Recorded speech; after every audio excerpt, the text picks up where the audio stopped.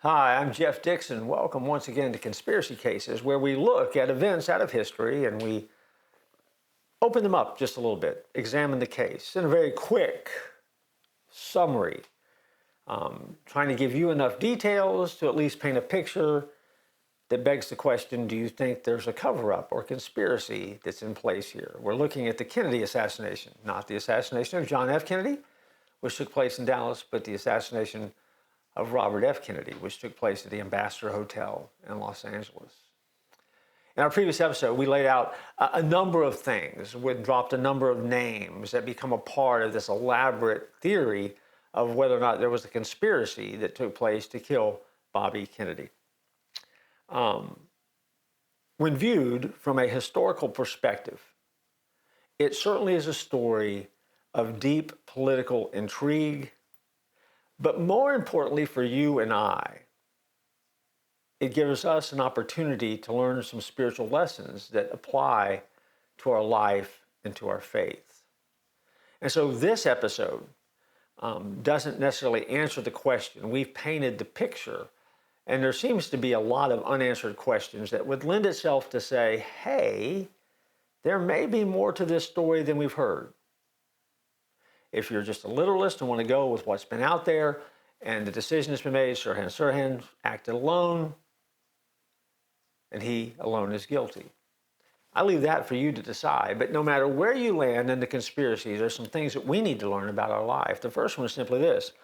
Don't ever underestimate the corrupting power of darkness. Ephesians 6:12 in the Bible reminds us that our struggle is not against flesh and blood, but against rulers, authorities, the powers of this dark world, and the spiritual forces of evil in the heavenly realm.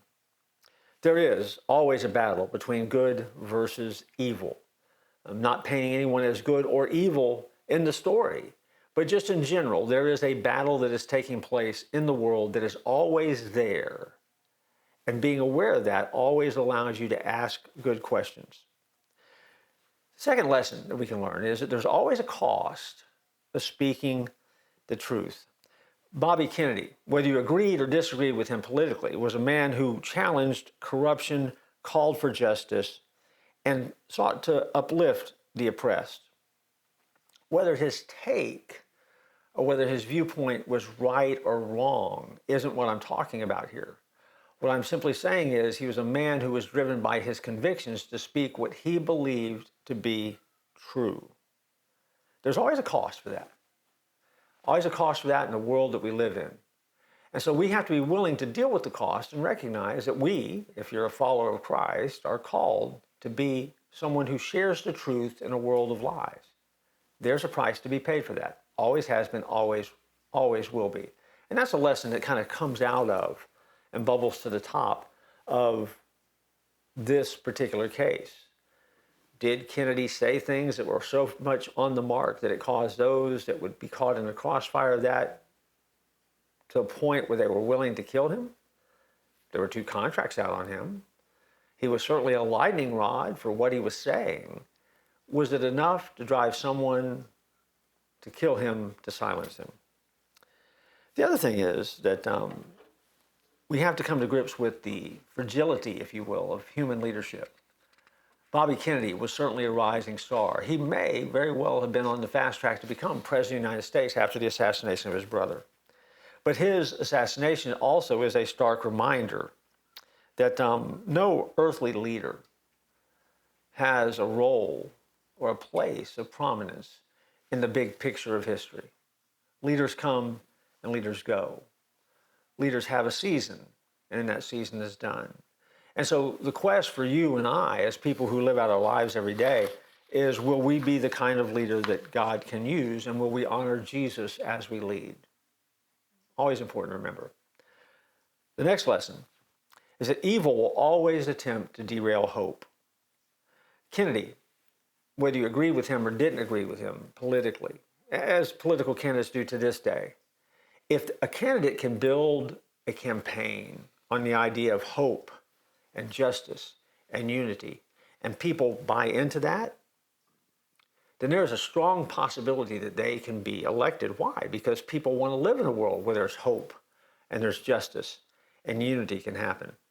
And throughout history, the enemy, Satan, always tries to crush hope, whether through persecution, whether through false accusations, attempts to silence truth, personal attacks always happen in those environments. Again, go back to what we said at the beginning of the episode. There's always a battle, a spiritual battle between good and evil.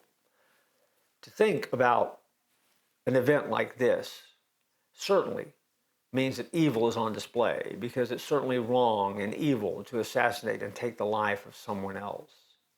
And then you start adding the factors to it, it begins to beg the question, what is the spiritual dynamic or vibe that's happening here?